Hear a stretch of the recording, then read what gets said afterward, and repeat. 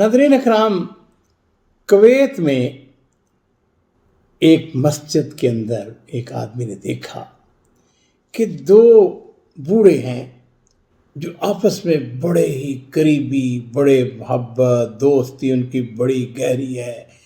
इकट्ठे बैठते हैं, इकट्ठे मस्जिद में आते हैं, इकट्ठे बाहर निकलते हैं, नाश्ता इकट्ठे करते हैं, गमी में, खुशी में, हर जगह इकट्ठे होते हैं, शरीक होते हैं। वो कहते हैं कि मैंने एक से पूछ लिया, मैंने कहा कि तुम आपस में सगे भाई हो? उसने कहा नहीं, सगे भाई तो नहीं है। उसने कहा आपस में कोई रिश्तेदारी है तुम्हारी, आपस में तुम्हारा कबीला, तुम्हारा खानदान एक है? उसने कहा नहीं, कबीला भी है, एक नहीं है। उसने कहा फिर मैं तुम्हें देखता हूँ कि तुम आपस में बिल्कुल एक दूसरे के साथ हर जगह इकट्ठे जाते हो, नाश्ता भी इकट्ठा, दोपहर का खाना भी, तुम्हारी कोशिश होती है कि हम इकट्ठा, तुम्हारे घर भी साथ साथ हैं, इसका सबब क्या है? उसने कहा मैं तुम्हें बताता हूँ कि हुआ क्या।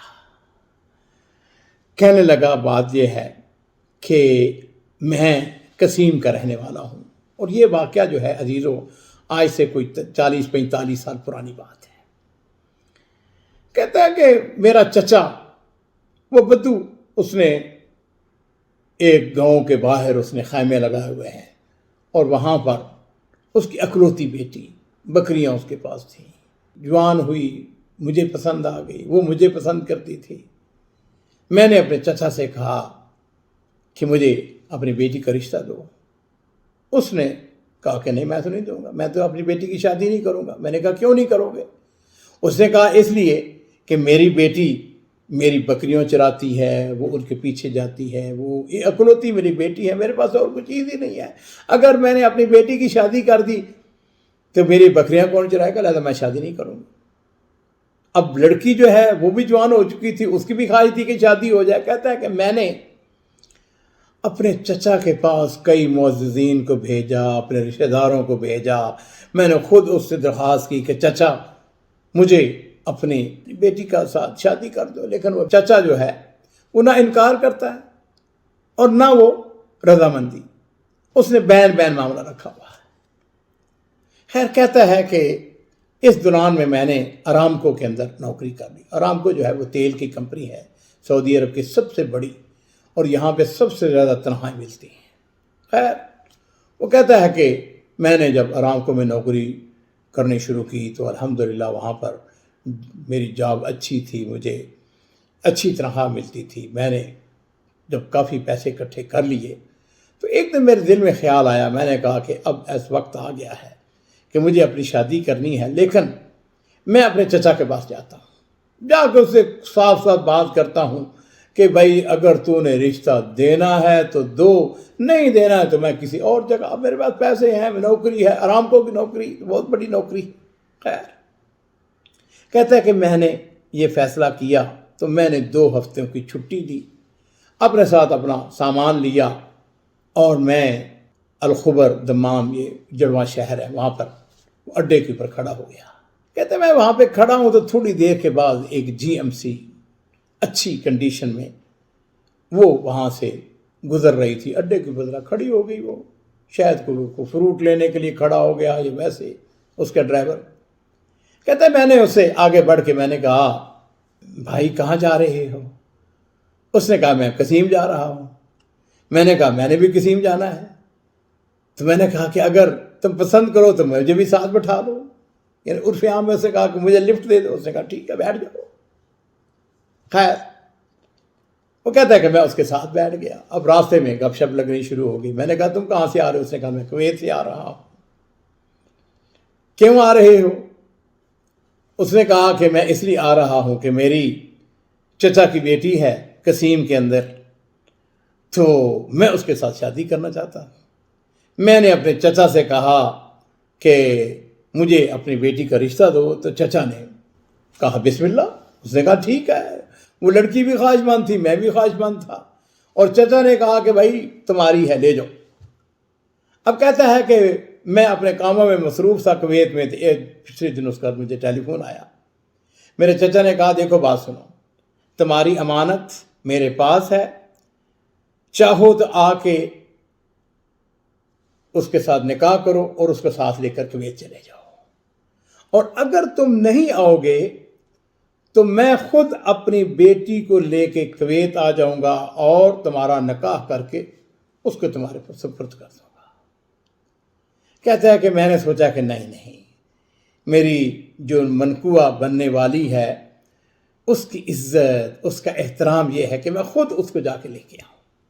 چنانچہ میں ابھی اس کو لینے کے لیے جا رہا ہوں، شادی کرنے کے لیے جا رہا ہوں وہاں پر۔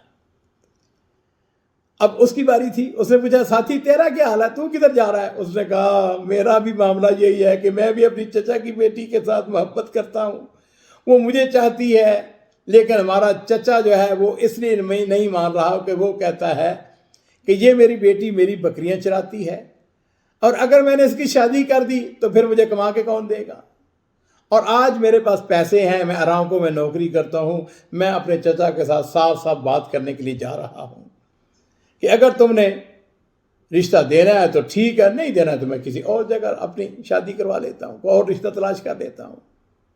خیر وہ باتیں کرتے کرتے قصیم پہنچ گئے۔ جس وقت وہ خیمے لگے ہوئے تھے باہر، شہر سے باہر، گاؤں سے باہر، صحرا کے اندر یہ عام بدو جو ہے، وہ کہتا ہے کہ اس نے جب بریک لگائی نیچے اترے تو خیمے سامنے لگے ہوئے تھے، تو میں نے اپنے اس دوست سے کہا، میں نے ابھی اس کا نام بھی نہیں پوچھا تھا، تو میں نے اسے کہا کہ ایسا کرو کہ نیچے اترو، اب تم آ ہی گئے ہو تو کم از کم قہوہ تو پی کے جاؤ۔ خیر اس نے کہا نہیں مجھے بھی میں نے جانا ہے، وہ میرا چچا انتظار کر رہا ہوگا۔ اس نے کہا نہیں ایسا نہیں ہو سکتا، بیٹھے کم از کم قہوہ تو پیو۔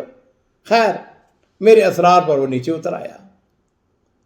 اب وہ خیمہ چونکہ لگا ہوا تھا، ہم وہاں پر بیٹھ گئے، قہوہ اور شائی اور یہ کھجوریں، یہ عام سی بات ہے، وہ ہم خیر قہوہ پینے لگ گئے۔ اتنی دیر میں میرا چچا بھی آ گیا۔ اس نے آتے ہی مجھے کہا، اس نے کہا ہاں بھتیجے تم میری بیٹی کے ساتھ شادی کرنا چاہتے ہو؟ میں نے اسے کہا کہ یہ میرا دوست ہے، اس کو میں الوداع کر لوں تو پھر بات کریں گے۔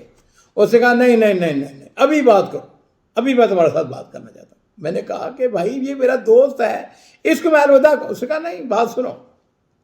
اس نے میری بات کاٹتے ہوئے میرے چچا نے مجھے کہا دیکھو بات سنو، اگر تم میری بیٹی کے ساتھ شادی کرنا چاہتے ہو تو یہ جو جی ایم سی باہر کھڑی ہے نا، یہ میرے سپرد کر دو، اس کی چابی مجھے دے دو اور میری بیٹی تمہاری ہو گئی۔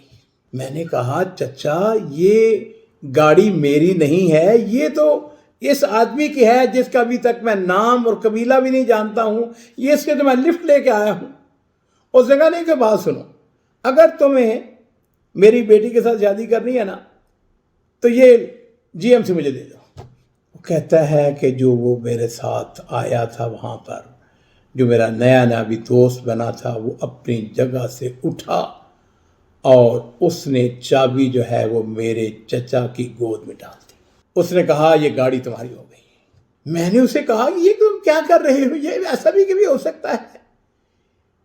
وہ کہتا ہے کہ اس دوران میں میرا چچا جو ہے وہ اٹھا، چابی لے کر باہر چلا گیا اور اس نے جا کے جی ایم سی کو سٹارٹ کر کے اس کو دیکھنا شروع کر دیا۔ کہتا ہے میں نے اس سے کہا یہ کیا بات کر رہے ہو؟ اس نے کہا نہیں بات سنو، مشکل وقت میں میں تمہارے کام آنا چاہتا ہوں، تمہارا چچا بضد ہے، اس کو یہ گاڑی چاہیے، میں نے اس کو گاڑی دے دی، اب گاڑی اس کی ہے، میں نہیں لوں گا حلفاً۔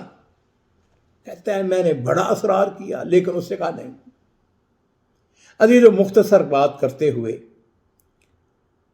وہ جو میرا دوست تھا اس نے گاڑی تو میرے چچا کے حوالے کر دی۔ اب گاڑی اس کے پاس نہیں تھی اور اس نے دلہن کو لے کے آنا تھا۔ اس نے کیا کیا کہ وہ وہاں سے سیدھا واپس چلا گیا، کویت چلا گیا۔ اب جو اس کے رشتہ دار تھے، احباب تھے، دوست تھے، خاندان والے تھے، وہ اس انتظار میں تھے کہ وہ دلہن کو لے کے آئے گا، لیکن وہ خالی ہاتھ، نہ اس کے ساتھ دلہن ہے نہ اس کے پاس گاڑی ہے۔ انہوں نے پوچھا کہ ہاں بھائی وہ دلہن کدھر ہے، وہ تمہاری گاڑی کدھر ہے؟ اس نے کہا میرے ساتھ ایسے ایسے ہوا ہے، وہ گاڑی تو میں نے ایک اجنبی شخص کو مشکل وقت میں اس کو دے دی ہے۔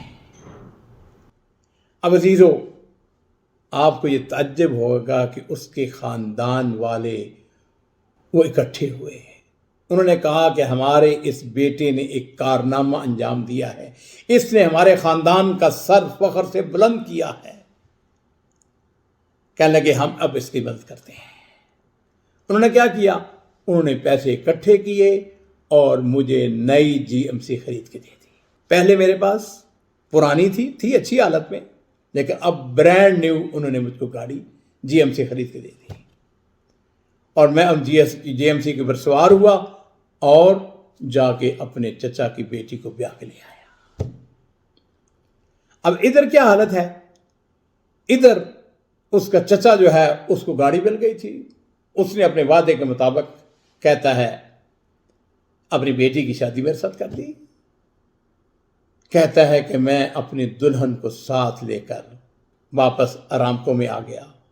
کہتا ہے رات کو میں سونے کی کوشش کر رہا ہوں لیکن مجھے نیند نہیں آ رہی ہے۔ اب صورتحال کیا ہے کہ میں بار بار سوچ رہا ہوں کہ ایسا بھی مکارم اخلاق والا کوئی شخص ہوتا ہے، اتنا کوئی اچھا نفیس انسان بھی دنیا کے اندر ہو سکتا ہے۔ کہتا ہے کہ میں نے فیصلہ کیا کہ اب اگر میں نے رہنا ہے تو میں نے اپنے اسی بھائی کے پاس جا کے رہنا ہے۔ میں نے اس کا ٹیلی فون نمبر، اس کا نام لے لیا تھا۔ میں ارامکو میں گیا، میں نے جا کے استعفیٰ دیا۔ مجھے استعفیٰ دینے کے بعد حقوق کی صورت میں اچھی رقم مل گئی۔ میں نے اپنی بیوی کو ساتھ لیا اور کویت آ گیا۔ میرے دوست نے جب مجھے دیکھا بڑا تعجب کیا، اس نے کہا تم کہاں سے آ گئے، تم کدھر؟ میں نے اس سے کہا دیکھو تمہارے جیسے آدمی کی ہمسائیگی ہی میں نے اختیار کرنی ہے، یہ میرے لیے ممکن نہیں ہے کہ میں تم سے جدا رہوں۔ چنانچہ الحمدللہ اس وقت سے ہم اکٹھے ہیں۔ وہ جو پیسہ مجھ کو ملا تھا اس سے میں نے یہاں پہ گھر بنایا، اس سے ہم نے چھوٹا سا کاروبار کیا، اللہ تعالیٰ نے اس کے اندر برکت دی، اور ہم دونوں جو ہیں وہ بالکل بھائیوں کی طرح اکٹھے رہ رہے ہیں۔ ہم اکٹھے ناشتہ کرتے ہیں، خوشی اور غمی میں اکٹھے ایک دوسرے کے ساتھ جاتے ہیں، بیٹھتے ہیں، گپ شپ لگاتے ہیں، اور ہم اللہ سے دعا کرتے ہیں کہ اللہ تعالیٰ ہمیں جنت کے اندر بھی اکٹھا کرے۔ واقعے کے اختتام پر نبی کریم صلی اللہ علیہ وسلم، میرے ماں باپ قربان ہوں، آپ کی وہ حدیث بڑی خوبصورت حدیث ہے جس میں آپ نے ارشاد فرمایا کہ سبعۃ یظلھم اللہ یوم لا ظل الا ظلہ، کہ 7 قسم کے آدمی ایسے ہیں جن کو اللہ رب العزت قیامت والے دن اپنے عرش کا سایہ نصیب فرمائیں گے، جس دن اللہ کے عرش کے علاوہ اور کوئی سایہ نہیں ہوگا۔ اور ان میں 2 آدمی کون سے ہوں گے؟ رجلان تحابا فی اللہ اجتمع علیہ وتفرقا